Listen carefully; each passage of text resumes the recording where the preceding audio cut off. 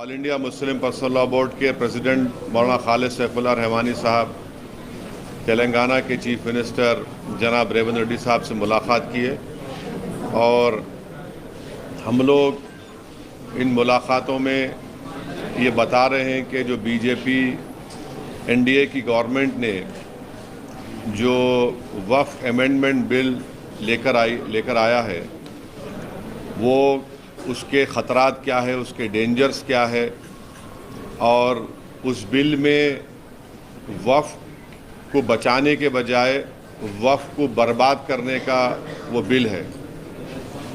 और हम लोग वेरियस उसमें प्रोविजंस बता रहे हैं, जो बिल के जो क्लॉजेस हैं उसका हम जिक्र करके बता रहे हैं कि ये इस बिल के ज़रिए से बीजेपी वक्फ को ख़त्म करना चाहती है और वक्फ प्रॉपर्टीज़ को ख़त्म करना चाहती है। इससे मुसलमानों के फ्रीडम ऑफ रिलीजन में फ़र्क पड़ेगा। इससे आर्टिकल 25, 26, आर्टिकल 14 का वायलेशन होगा। तो ये पूरी कोशिशें की जा रही हैं पर्सनल लॉ बोर्ड की तरफ से और फ्यूचर में personal law board public meetings भी करेगा और उन तमाम अपोजिशन पार्टी के लीडर से भी मुलाकात करेगा जिन्होंने वक्फ बिल की अपोज किया है, जैसा कि YSR पार्टी भी है, उन्होंने भी पार्लियामेंट में उसको अपोज किया है। और आइंदा वक्फ बोर्ड की तरफ से all India personal law board की तरफ से भी जाकर आंध्र प्रदेश के चीफ मिनिस्टर चंद्रबाबू नायडू साहब से भी मुलाकात की जाएगी और बिहार में जो all India Muslim personal law board के जो ज़िम्मेदार लोग हैं वो वहाँ पर भी JDU के और हमारे चिराग पासवान साहब से भी वो लोग मुलाकात करके इस वक्फ बिल के बारे में बताएंगे। 1995 के एक्ट में सेक्शन 40 है CO को,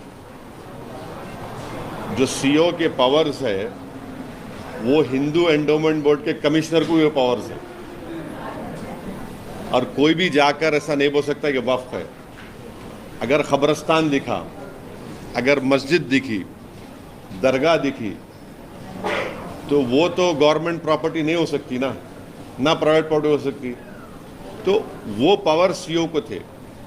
हमारा डिमांड ये है नरेंद्र मोदी सरकार से कि सेक्शन 40 में लास्ट 10 इयर्स में इनको पावर में है ना, वो सेक्शन 40 का अगर एब्यूज़ हुआ है उसके आप हमको एग्जाम्पल्स दो, या फिर अगर कोई कोर्ट का फैसला है जो सेक्शन 40 के खिलाफ बोले, चाहे सुप्रीम कोर्ट का हो, हाई कोर्ट का हो या वक्फ ट्रिब्यूनल का हो, वो बताओ हमको। आपका नहीं कोई डेटा है क्या? बल्कि सुप्रीम कोर्ट का एक जजमेंट है जिसमें सुप्रीम कोर्ट ने कहा कि सेक्शन 40 का सही इस्तेमाल हुआ और आप आगे बढ़ो। मगर सवाल ये है कि इस प्रपोज बिल में सेक्शन 3 एक है जिसमें ये नरेंद्र मोदी की गवर्नमेंट ये बोल रही है कि सेक्शन 3 में अगर किसी वक्फ प्रॉपर्टी पर गवर्नमेंट कब्जा करके बैठी हुई है तो कलेक्टर उसका फैसला करेंगे और कलेक्टर फैसला करने के बाद उसका रेवेन्यू में रिकॉर्ड चेंज होगा और वक्फ बोर्ड को बोला जाएगा कि आपके वक्फ के रिकॉर्ड से उसको निकाल दो। तो सेक्शन 3RC1 कुछ है। तो पहले तो यह है कि कलेक्टर अपने ही केस में जज नहीं हो सकता, ये प्रिंसिपल्स ऑफ नेचुरल जस्टिस के खिलाफ है। आप कलेक्टर को बोल रहे हैं कि तुम अपना ही फैसले का जज बन जाओ। और मैं आपको बोल रहा हूं कि सच्चर कमेटी के चैप्टर 11 में वक्फ प्रॉपर्टीज़ का जिक्र है। उस चैप्टर में आप 11.5 बॉक्स को पढ़ो जिसमें 6 स्टेट का जिक्र है जहां पर गवर्नमेंट वक्फ प्रॉपर्टीज़ के ऊपर कब्जा करके बैठी हुई है, जिसमें दिल्ली के 200 प्रॉपर्टीज़ पर कब्जा करके बैठे हुए हैं। तो अब ये सेक्शन अगर रहेगा तो इसकी वजह से कोई भी कलेक्टर ये बोल देगा कि गवर्नमेंट प्रॉपर्टी है। और कौन सा कलेक्टर गवर्नमेंट के खिलाफ फैसला देगा बताओ आप? कौन सा कलेक्टर देगा? और तीसरी बात यह है कि सुप्रीम कोर्ट के कई जजमेंट्स है जहां पर सुप्रीम कोर्ट ने कहा कि कलेक्टर और रेवेन्यू किसी को टाइटल बेस्टो नहीं कर सकते। तो अब रेंट का आप बोल रहे ना, यकीनन रेंट बढ़ना चाहिए। तो सच्चर कमेटी में एक रिकमेंडेशन था कि पब्लिक प्रेमिसेस एविक्शन एक्ट वक्फ पे लागू करो, वक्फ बोर्ड पे। आप लागू नहीं कर रहे हैं, आप लागू कर दो ना भाई, उसको दे दो आप। और इसी आपके सवाल से रिलेटेड एक बात है कि जैसा हिंदू एंडोमेंट बोर्ड को समरी इविक्शन पावर्स है, कमिश्नर ऑफ एंडोमेंट को, असिस्टेंट कमिश्नर को, वो स्टेट वक्फ बोर्ड को नहीं है। आप समरी इविक्शन पावर्स दो हमारे को, ताकि एनक्रोचमेंट निकाल सकें, ताकि जो किराया नहीं दे सका उन पर एक्शन ले सकें, या कम किराया दे रहा है। अच्छा, आप किराया नहीं देने की आप बात कर रहे हैं। मेरी एक स्पीच है 2013 की पार्लियामेंट में, जब ये 2013 का बिल आया। आपको मालूम कलकत्ता में एक प्रॉपर्टी है जिसमें कॉन्स्टिट्यूशनल हेड रहे थे, उन्होंने महीने को किराया क्या देते घर का? 150 रुपये। प्राइवेट छोड़ो आप, उन्होंने कॉन्स्टिट्यूशनल हेड है, 150 रुपये किराया देते हो उन्होंने। अब 150 रुपये, इतना बड़ा घर में रह रहे कलकत्ता में, 150 रुपये किराया कोई है क्या? बोलो आप, इसका जिम्मेदार कौन है? सेक्शन 3 में government, Modi government Waqf by user को खत्म करना चाह रही है। अब वक्फ बाय यूजर का मतलब क्या है?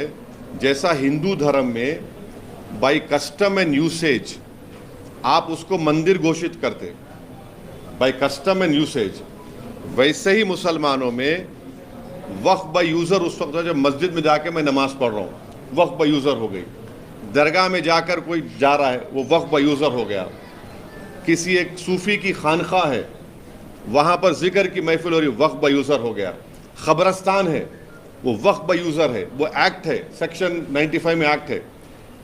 Modi government Waqf by user को निकालना चाह रही है। क्यों निकालना चाह रहे हैं भाई वक्फ बाय यूजर को आप? जब आप हिंदू धर्म में बाय कस्टम एंड यूसेज ये बोल रहे हैं कि it is a endowment property, वैसे ही आप इस्लाम में वक्फ बाय यूजर का मतलब ये कि मस्जिद मेरी है। आप वो इसलिए निकालना चाह रहे ताकि कल जितने यतीम खाने हैं, ऑर्फनेज है, कब्रस्तान है, मस्जिद है, दरगाह के तहत जो ज़मीनें हैं, उन सब को आप बोलेंगे वक्फ बाय यूजर नहीं है, ये वक्फ प्रॉपर्टी नहीं है, इसलिए हम उसका गवर्नमेंट प्रॉपर्टी बोल के कब्जा कर लेंगे।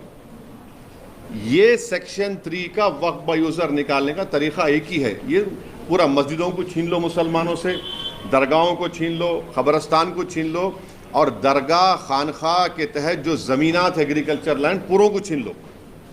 ये असल मकसद है। और आपको एक और एग्जाम्पल दे रहा हूँ, 1965 में मथुरा में कृष्ण जन्मस्थान है। 1965 में यूपी सुन्नी वक्फ बोर्ड के कंसेंट से मुसलमान और कृष्ण जन्मस्थान के लोगों में एग्रीमेंट हुआ। एग्रीमेंट ये हुआ कि जो मुसलमानों की वक्फ की प्रॉपर्टी थी उसको 8 एकर्स हम कृष्ण जन्मस्थान को देंगे, सुन्नी वक्फ बोर्ड के परमिशन से। वो इशू कोर्ट में क्लोज हो गया। अब 2023 में फिर केस हो गया उसके ऊपर। तो अब वक्फ बाय यूजर आप निकाल लेंगे तो आप बोलेंगे नहीं, ये भाई नहीं मुसलमानों का।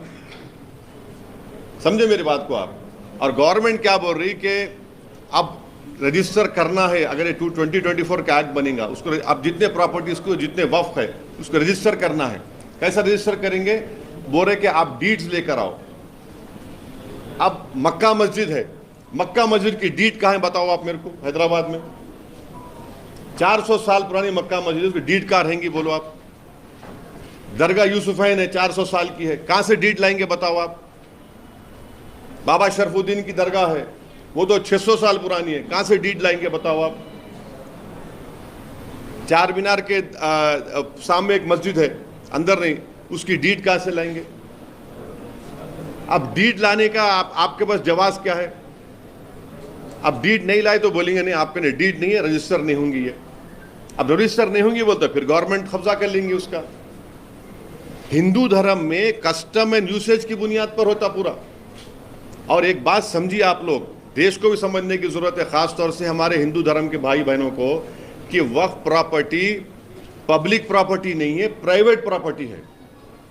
गवर्नमेंट नहीं दी हमको, ये हमारे मुसलमान वक्फ कर दिए, जैसा बोलते ना दान दिए, दान दे दिए उसको। वो प्राइवेट प्रॉपर्टी है, पब्लिक प्रॉपर्टी नहीं है वो। आप पब्लिक प्रॉपर्टी कैसे ट्रीट कर रहे हो उसको? प्राइवेट प्रॉपर्टी है वो। ठीक है, आप रेगुलेट करिए, मदद करिए। और ये जो गवर्नमेंट बोल रही ना, हिंदू एंडोमेंट बोर्ड को, हर हिंदू एंडोमेंट बोर्ड को ग्रांट मिलता, जैसे आंध्र प्रदेश में शायद 500 करोड़ रुपए दिए। यहाँ वक्फ बोर्ड को क्या ग्रांट दे रहे बताओ? पूरे इंडिया में 32 वक्फ बोर्ड्स है। कौन सी स्टेट गवर्नमेंट वक्फ बोर्ड को ग्रांट दी बताओ? आप एक पैसे का ग्रांट नहीं देते, आप ग्रांट ही नहीं है। और फिर ऊपर से क्या कर रहे हैं आपके जो उसमें क्या कर रहे हैं आप?